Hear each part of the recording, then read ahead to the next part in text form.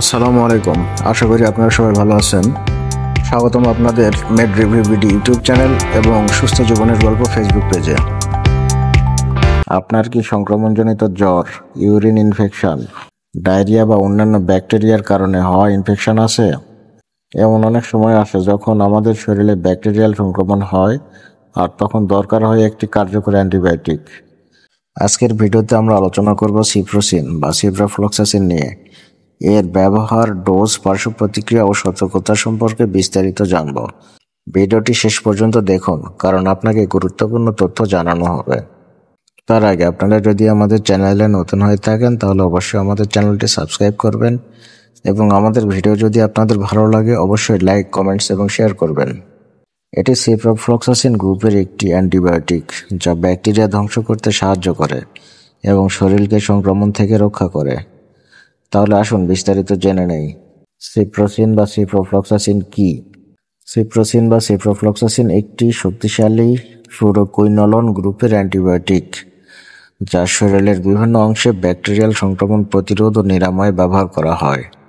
এটি যেসব সংক্রমণে ব্যবহার করা হয়: ইউরিনারি ট্র্যাক ইনফেকশন বা ইউটিআই, শ্বাসনালী সংক্রমণ, pneumonia, bronchitis, bacterial diarrhoea, typhoid জ্বর, গনোরিয়া ও অন্যান্য যৌনবাহিত সংক্রমণ, চর্মরোগ সংক্রমণ, অস্থি ও জোড়ার সংক্রমণ।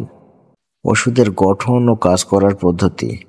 সিপ্রোফ্লক্সাসিন ব্যাকটেরিয়ার ডিএনএ গঠনের একটি গুরুত্বপূর্ণ এনজাইম ডিএনএ জাইরাসকে ব্লক করে, ফলে ব্যাকটেরিয়া মারা যায় এবং সংক্রমণ দূর করে। এবার চলেন জেনে নেই সিপ্রোসিন বা সিপ্রোফ্লক্সাসিনের সঠিক ডোজ ও ব্যবহার সম্পর্কে। সাধারণ ডোজ প্রাপ্তবয়স্কদের জন্য। সাধারণ সংক্রমণের জন্য 500 mg দিনে 2 বার। ইউরিন ইনফেকশন বা ইউটিআই সংক্রমণের জন্য 250 থেকে 500 mg দিনে 2 বার 7 থেকে 14 দিন। টাইফয়েড জ্বরের জন্য 500 mg দিনে 2 বার 10 থেকে 14 দিন। গনোরিয়ার জন্য 500 mg একবার। শ্বাসনালী সংক্রমণের জন্য 500 mg দিনে 2 বার।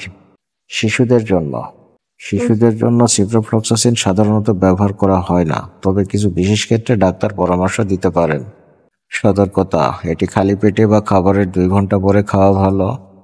দুধ বা ক্যালসিয়ামযুক্ত খাবারের সাথে একসাথে খাবেন না। সম্পূর্ণ কোর্স শেষ করুন, অন্যথায় সংক্রমণ আবার হতে পারে। এবার চলুন জেনে নেই সিপ্রোসিন বা সিপ্রোফ্লক্সাসিন ব্যবহারের সতর্কতা সম্পর্কে। যাদের জন্য এটি না খাওয়াই ভালো, যাদের জন্য এটি এড়িয়ে চলা উচিত: গর্ভবতী ও স্তন্যদানকারী মায়েরা, 18 বছরের কম বয়সী শিশু, বিশেষ ক্ষেত্রে ব্যতিক্রম, অ্যালার্জি আছে এমন ব্যক্তিরা, লিভার বা কিডনি সমস্যা থাকলে ডাক্তারের পরামর্শ ছাড়া খাবেন না। অন্যান্য অ্যান্টিবায়োটিকের সাথে ব্যবহার করার আগে পরামর্শ নিন। পার্শ্ব প্রতিক্রিয়া ও ঝুঁকি। সিপ্রোসিন ব্যবহারের কিছু সাধারণ পার্শ্ব প্রতিক্রিয়া হতে পারে: বমি বমি ভাব, মাথা ঘোরা, পেট ব্যথা, অ্যালার্জিক রিয়াকশন, চুলকানি, র্যাশ, গ্যাস্ট্রিক সমস্যা। কিডনিতে সমস্যা হলে প্রস্রাবে জ্বালা পোড়া। গুরুত্বপূর্ণ সতর্কতা: সিপ্রোসিন দীর্ঘদিন ব্যবহার করলে টেন্ডন রাপচার বা পেশির ক্ষতি হতে পারে।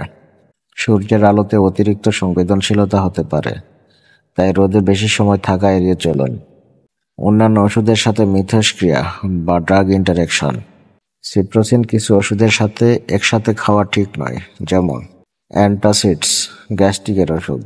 সিপ্রোসিনের কার্যকারিতা কমিয়ে দিতে পারে। ওয়ারফেরিন, রক্ত তরল করার ওষুধ, রক্তক্ষরণ বাড়াতে পারে। NSAIDs, ব্যথার ওষুধ, খিঁচুনি হওয়ার সম্ভাবনা বাড়তে পারে। তাই অন্য ওষুধের সাথে সিপ্রোসিন খাওয়ার আগে অবশ্যই ডাক্তারের পরামর্শ নিন।